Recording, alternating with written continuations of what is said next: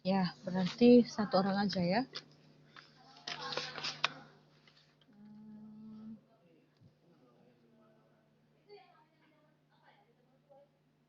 Sebentar ya.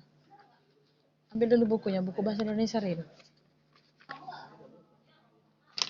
Buku bahasa Indonesia. Buku bahasa Indonesia.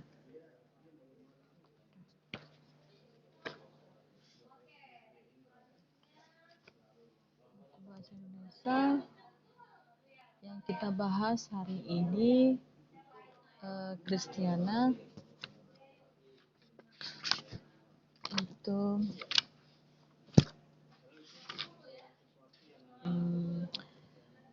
menganalisis struktur dan kebahasaan artikel. Halaman 159. 159.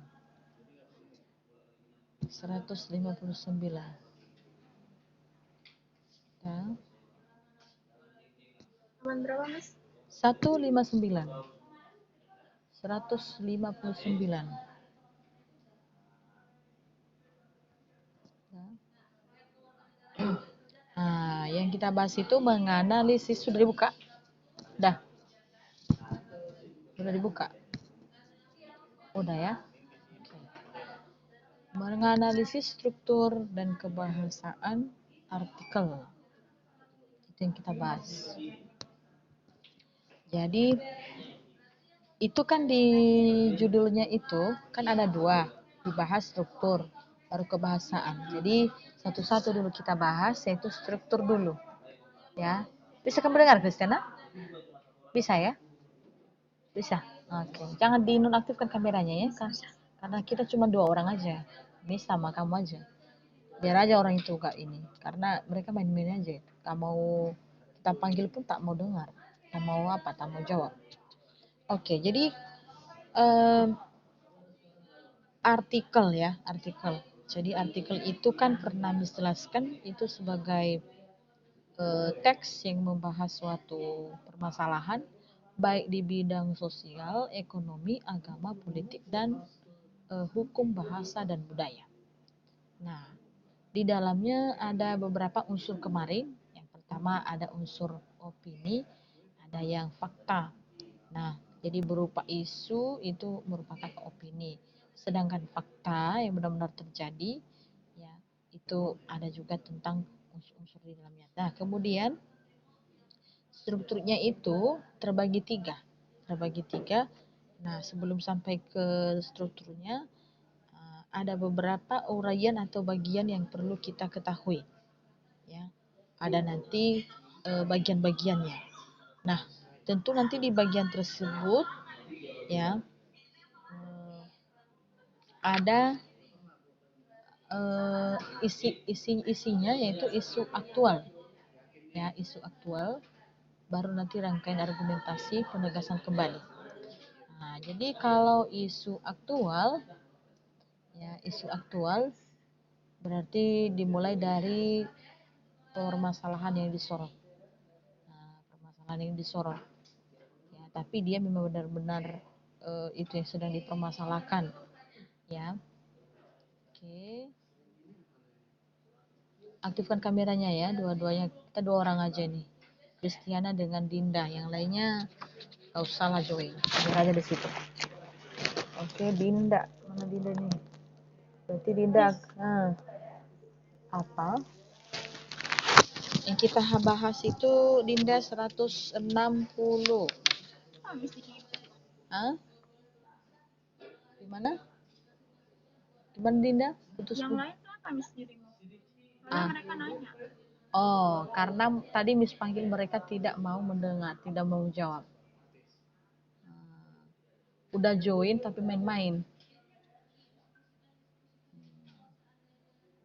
Apalagi si John Paul itu kan. Miss panggil-panggil tak mau dijawab. Itu yang pertama sekali join tadi itu Josh, main-main, keluar-keluar masuk. Nah, terus habis itu masuk John Paul. John Paul dia juga saya paling panggil. John, aktifkan speakernya, kameranya, tak mau. Habis itu keluar, masuk lagi, keluar, masuk lagi. Makanya bisa dikeluarkan. Terus datang si Kevin. Kevin, nah nggak jawab, datang si Rini aktifkan kameranya, tak mau, padahal sudah aktif di sini. Bisa tahu kan kalau di sini emang main-main. Nah, begitu juga Sima aktifkan kameranya Sima, bisa Sima tidak bisa. Nah, tuh. Nah, jadi apa sih salahnya mengaktifkan kamera? Nah, apa salahnya mengaktifkan kamera, speaker, kalau dipanggil, di absen, ya kan? Nah, ini nggak mau main-main juga mereka. Makanya tadi Miss keluarkan. Yang nggak mau belajar ya dikeluarkan lah. Untuk apa itu kan? Nggak ada gunanya.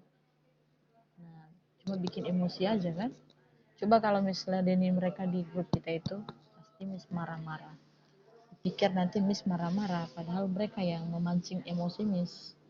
Keluar masuk, habis itu join lagi. Dipanggil Jos, nah nggak mau jawab. Nah, Sahat, nggak mau jawab. Dan itu yang tidak sopannya itu, maunya kalau misalkan speakernya rusak, kameranya rusak, diinfokan di chat Miss-nya, Miss kamera saya tak nyala, tak bisa, rusak, speaker saya rusak Miss, ini enggak, dibiarkan aja, biarkan tahu, pernah kalian dengar itu, biarkan anjing menggonggong, nah, biar aja di situ dia ngomong-ngomong, biar jadi apa, eh, apa namanya ya, radio rusak gitu kan. Makanya saya keluarkan, daripada ini ya udah saya keluarkan aja. Oke, bisa dipahami ya Dinda. Dinda tadi aja yang tanya. Iya. Ya, Miss. Soalnya kan pada ngechat ya Oh iya, dibilang tadi 5 gitu. iya, karena itu saya panggil-panggil tak mau dijawab. Kayak hari ini tadi full itu jaringannya, full jaringannya kan. Apakah bisa kalian lihat kan kalau misalkan di kayak Sima ini kan bisa cek, bisa kita lihat di situ kalau memang bukan apa namanya, nggak bermasalah jaringannya, langsung itu dia bisa. Cuma ada banyak main-main temanmu itu, tak mau fokus belajar. Misalkan kan kita lihat dia karena lagi bermasalah karena jaringan, nah, itu bisa kita tahu kan, nanti ada di depan ini kan connecting kan ya kan, oh ini jaringannya nggak bisa ini. Tapi ini udah bisa, ini udah join, cuma tidak mau nampak, tidak mau mendengar suara Miss. Mereka nonaktifkan semua speaker sama ini kan, saya panggil absennya tak mau dijawab. Jadi gimana mesti kita mau minta absen itu, tak bisa kita absen kan. Nah, itu masalahnya. Bilang aja, kalian join itu Miss melihat apa, harus aktif kamera, bukan dinonaktifkan kamera gitu. Kalau Miss panggil kalian jawab, bilang aja seperti itu ya. Oke, udah ya. Jadi kami tadi membahas Sima sama Dinda, halaman 159. Nah, 159 itu ada struktur dan kebahasaan artikel 159 ya. Jadi itu ada dua yang dibahas di topik itu, yaitu struktur dan kebahasaan. Tapi satu-satu dulu kita bahas, kita mulai dari struktur baru nanti kebahasaan. Jadi strukturnya itu ada 3, yaitu pendahuluan, pembahasan, dan penutup. Nah, apa isi pendahuluannya? Yaitu tentang isu atau peristiwa yang sedang disorot, itu pendahuluannya, jadi letaknya di awal itu. Jadi biasanya bagian-bagiannya itu dimulai dari apa, masalah-masalah yang sedang dibicarakan ya, yang menjadi pembahasan dalam artikel tersebut ya, berdasarkan yang dituangkan atau dimuatkan oleh editorial atau penulis artikel. Nah, jadi biasanya yaitu artikel itu dimulai dari pernyataan umum. Artinya pernyataan umum ini kan pengenalan masalah secara umum, baru nanti dijelaskan apa sebenarnya masalah-masalah tersebut. Baru diakhiri dengan nanti pembahasan rangkaian. Nah, disitulah dicantumkan beberapa pendapat-pendapat baik dari para ahli maupun pendapat penulis dan berdasarkan pengamatan penulis. Nah, terakhir yaitu tentang penutup, itu pengulangi kembali lagi untuk pembahasan, tetapi dia mengambilnya rangkuman, ya, rangkuman dari berikan satu saran atau harapan ke depan. Itu tentang struktur. Nah, jadi coba perhatikan contoh yang ada di kegiatan kelompok 4, ya, menyoal pendidikan berwawasan gender. Itu kan contoh untuk ini nih, untuk artikel. Ya, untuk artikel itu kita perhatikan. Miss tadi udah bahas di jurusan IPA tadi di apa di Kasim. Ini belum selesai kami bahas. Ya. Ini bagus sekali ceritanya ini. Di artikel ini membahas tentang perbedaan pekerjaan perempuan dengan laki-laki. Ini ceritanya.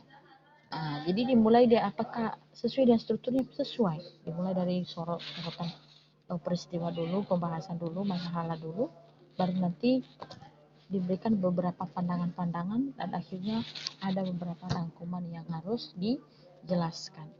Nah, kita mau baca dulu, baca dulu ya, untuk contoh yang ada di halaman 161. Ya, 61. Menyoal pendidikan berwawasan gender. Tradisi masyarakat yang dianggap belum menguntungkan dalam kerangka pergaulan modern adalah persoalan gender. Peran perempuan diposisikan dalam lingkup terbatas dan dianggap kurang mampu dalam melaksanakan tugas-tugas kehidupan yang lebih luas, seperti dalam politik, ekonomi, dan sosial. Perempuan mengurusi pekerjaan di rumah dan lelaki memikul kewajiban mencari nafkah. Ini tentang perbedaan ya, kebiasaan yang dulu-dulu ini ya. Laki-laki itu dia bekerja untuk mencari nafkah, sementara perempuan itu terbatas. Ya, nggak bisa lagi, pokoknya mereka tidak bisa bekerja misalkan baik di bidang ekonomi, di bidang politik, ya, misalkan menjadi seorang pemimpin di pemerintahan tidak boleh, tapi dia cuma mengurusin pekerjaan saja. Ya, nanti lebih jelas di paragraf kedua apa saja perbedaan mereka. Itu dulu ya, tapi saya rasa kalau di Batam ini nggak ada seperti itu. Ya, rata-rata pun yang kerja di bidang ekonomi misalkan bank-bank itu kan perempuan. Terus kalau yang di bidang pendidikan yang kepala sekolah itu kan banyak perempuan. Yang guru-guru guru-guru perempuan juga. Terus kalau bisa dalam politik misalkan ketua-ketua partai ada juga perempuan. Ya kan? Nah, ada juga perempuan. Kemudian kalau bidang dalam bidang sosial ya misalkan sosial ya ada satu organisasi tentang sosial ada juga yang perempuan. Nah, jadi itu namanya tradisi ya, tradisi dulu. Nah, perempuan ini cuma mengurusin rumah tangga saja. Ya, tidak perlu jadi pemimpin, tidak perlu jadi bekerja keras, tidak. Dia cuma ngurusin mengepel, memasak. Itu lebih jelas nanti di paragraf kedua. Oke, kita lanjut yang kedua. Perempuan dengan sifat-sifat femininnya, ya, perempuan itu memang feminim ya, kecuali yang agak beda sikapnya gitu. Kadang-kadang juga ada juga seperti itu ya. Nah, jadi feminim dipandang selayaknya berperan sebagai dalam sektor domestik. Sebaliknya laki-laki yang bersifat maskulin berperan di sektor publik, pekerjaan-pekerjaan seperti mencuci, memasak, menyapu, mengepel, mengasuh anak. Nah, itu memerlukan sifat feminim. Ya, kenapa? Itu kan karena dia sabar ya. Perempuan ini memang mayoritas sabar. Kecuali ada juga yang enggak sabar ya. Tapi itu lebih lebih banyak memperoleh sifat yang sabar ya. Kemudian memandang hanya perempuanlah yang memiliki itu. Ya, sebaliknya yang pekerjaan publik dipandang sebagai bidang penuh risiko. Ya, seperti para laki-laki ini kan ada yang kerja di bangunan, ada yang kerja pokoknya pekerjaan yang sangat membutuhkan tenaga, ya, berisiko tinggi itu laki-laki. Ya, kalau perempuan di rumah saja itu. Nah, jadi inilah perbedaan tingkat pekerjaan ya, tingkat pekerjaan. Nanti dibahas lagi tingkat bagaimana tentang penghasilan ya. Coba perhatikan itu pekerjaan yang paragraf kedua. Nah, kalau yang ke paragraf pertama itu tadi kan tradisi, kebiasaan kebiasaan orang tua dulu ya. Kalau yang kedua itu perbedaan dari segi sifat. Ya, kalau sifat sifat dan pekerjaan itu ya. Paragraf kedua. Paragraf ketiga sekarang. Pengaturan peran demikian apabila dijalankan dengan baik bisa saja menciptakan kerjasama yang selaras antara laki-laki dan perempuan. Hubungan suami istri seperti itu memang dapat melahirkan keharmonisan dalam keluarga. Namun, dalam praktiknya sering menimbulkan salah tafsir dan bahkan terjadi penyalahgunaan peran, yakni kaum lelaki mendominasi menguasai pasangannya. Akibatnya, proses pemberdayaan gender dan skala yang lebih luas menjadi tidak seimbang dan meningkatkan kualitas hidupnya. Nah, ini yang di paragraf ketiga ini membahas bagaimana tentang perbedaan yang laki-laki dan perempuan ini. Ya, laki-laki dan perempuan ini. Kalau laki-laki itu karena hanya urusan rumah, sementara laki-laki itu adalah dia seakan-akan dia menguasai semuanya, ya, jadi menguasai semuanya. Nah, kalau kita tahu itu kan laki-laki ya duduk-duduk aja, tidak mau bekerja, tidak mau membantu istrinya misalkan mencuci, mengepel, memasak, tidak.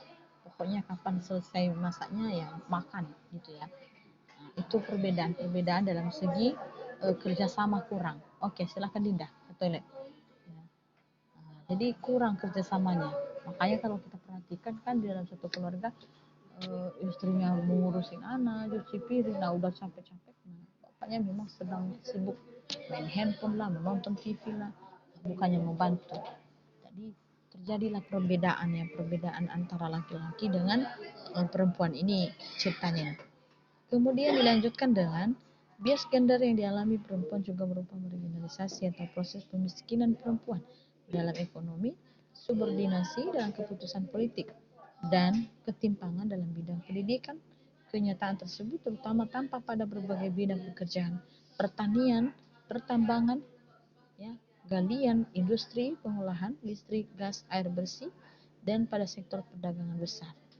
Seperti yang dibeberkan Suryadi dan Idris di tahun bukunya 2004, bahwa nasib kaum perempuan bertempat tinggal di pedesaan jauh lebih parah. Ya, perbandingan rata-rata upah pekerja laki-laki dan perempuan sebesar 60,46%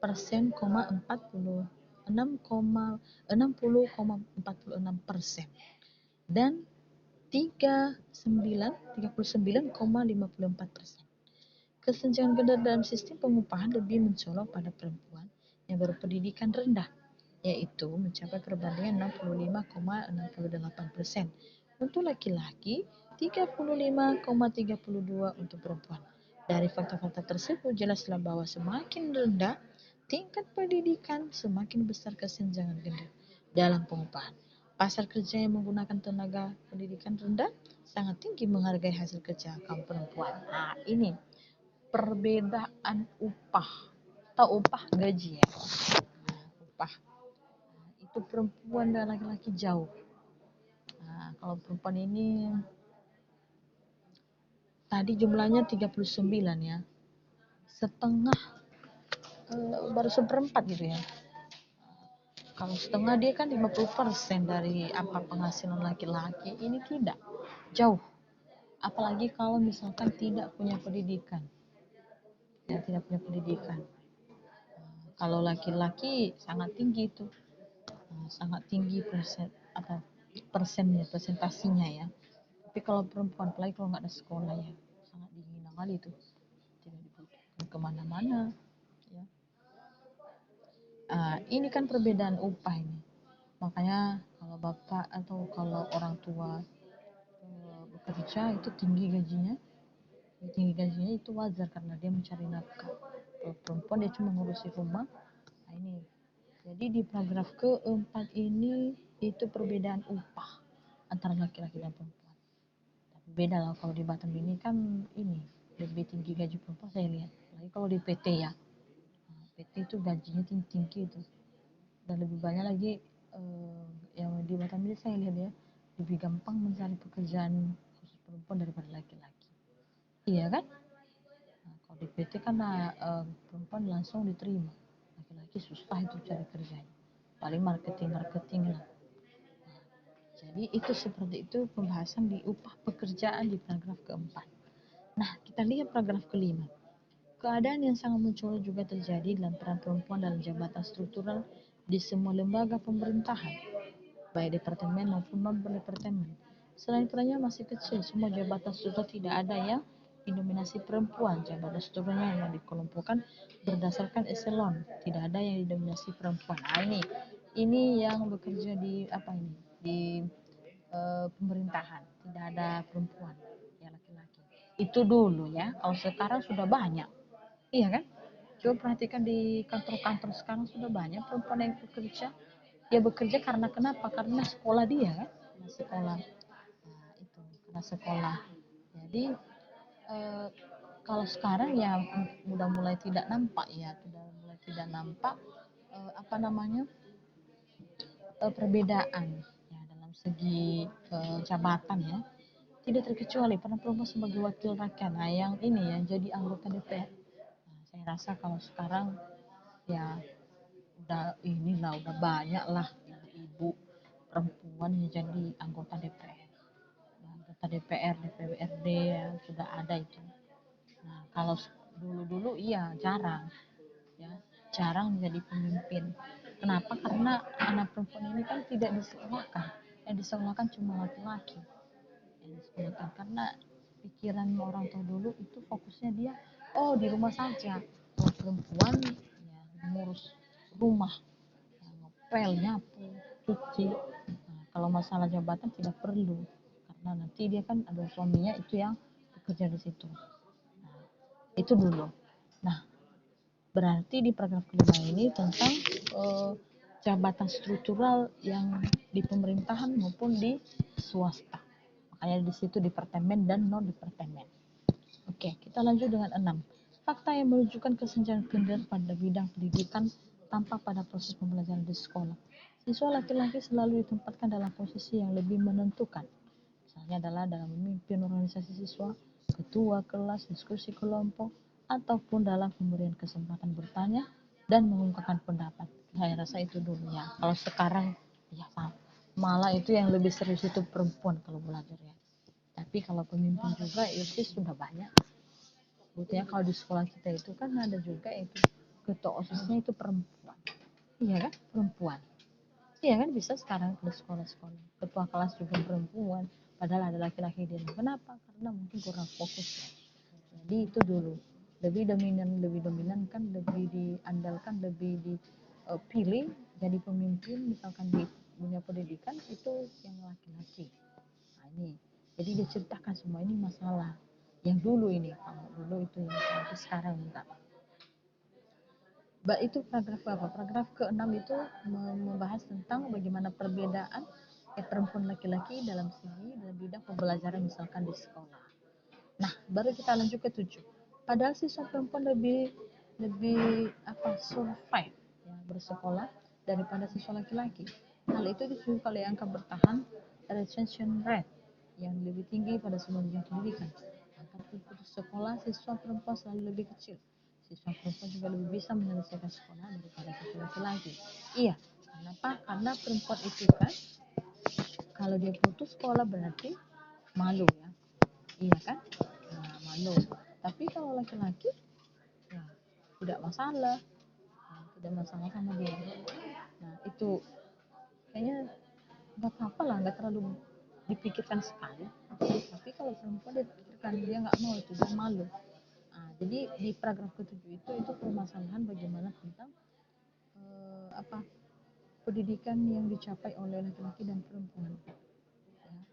Dan saya rasa kalau di sekolah rata-rata lebih banyak berhasil ya, banyak berhasil lebih serius ya, makanya lebih serius belajar itu perempuan daripada laki-laki.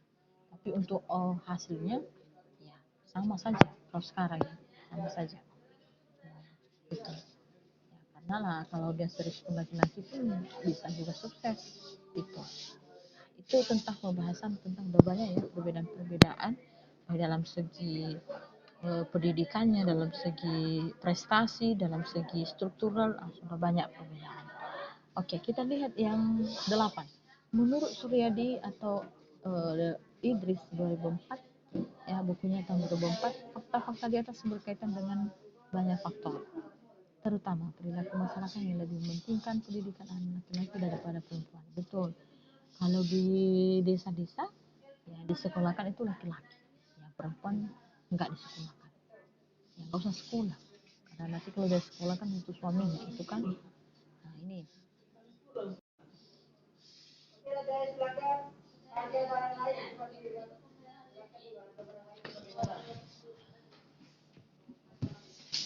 Wah, baru buka buku ya.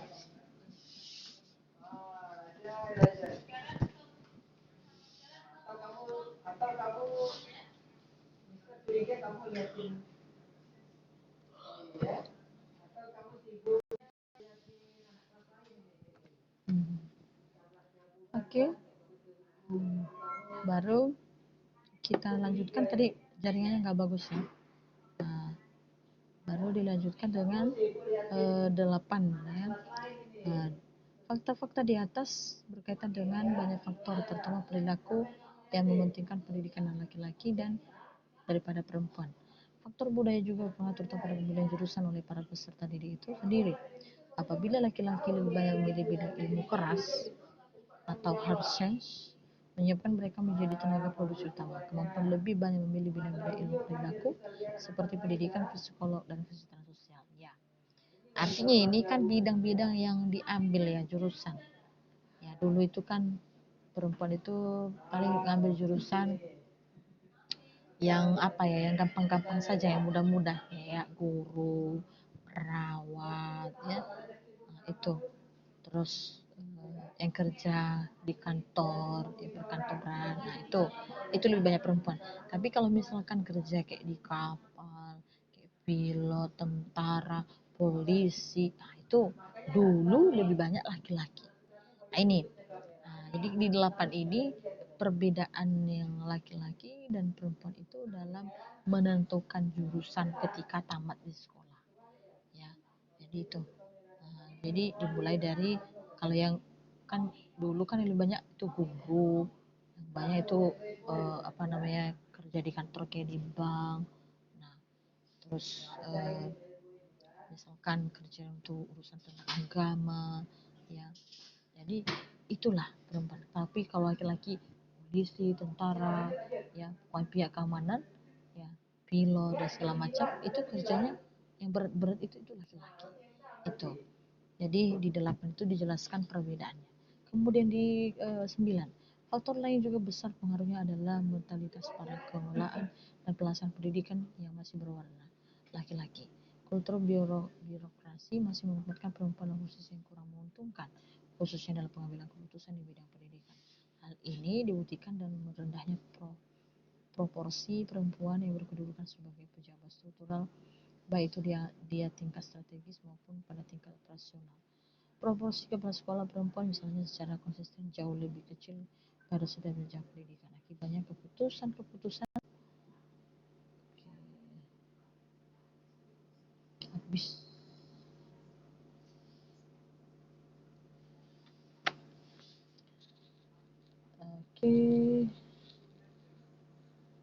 Oke, demikian ya pembelajaran kita. Nah, ya apa hari lain waktu nanti kita lanjutkan. Kemudian silakan baca-baca artikel tadi ya yang sudah kita bahas sebagian. Jadi nanti lain waktu kita lanjutkan. Oke, terima kasih.